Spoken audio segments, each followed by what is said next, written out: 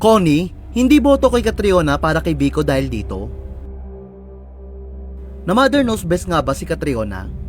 Usap-usapan ngayon ng veteran actress na si Connie Reyes.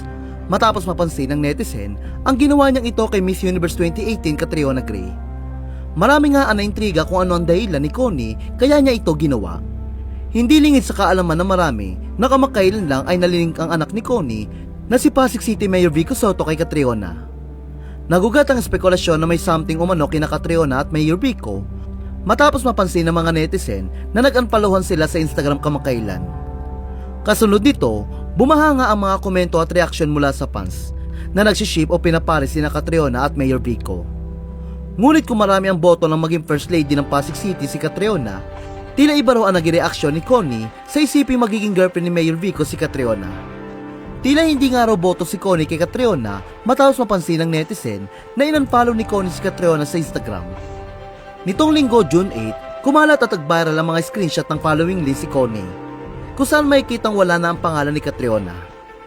Malakas nga ang kutob ng netizen na mukhang nakarating kay Connie ang pagsiship kina Mayor Vico at Catriona. At hindi raw niya ito nagustuhan kaya niya in-unfollow si Catriona.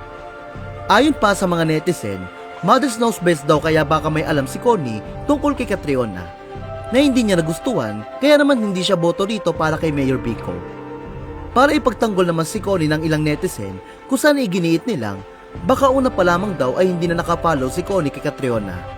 Dahil matanda na raw si Connie kaya naman hindi na imposible na hindi nito alam ang paggamit ng social media. Gayunpaman, may pruweba ang ilang netizen na nakapollow pa si Connie kay Catriona base sa mga screenshot, kung saan makikita nakapalo pa nga ito kay Catriona bago pumutok ang issue na naglilink sa kanila ni Mayor Vico. Ibig sabihin, talagang sadyang in-unfollow ni Connie si Catriona.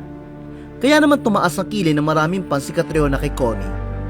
Ayon sa kanila, ano pa raw ang hahanapin ni Connie kay Catriona para matanggap ito para kay Mayor Vico?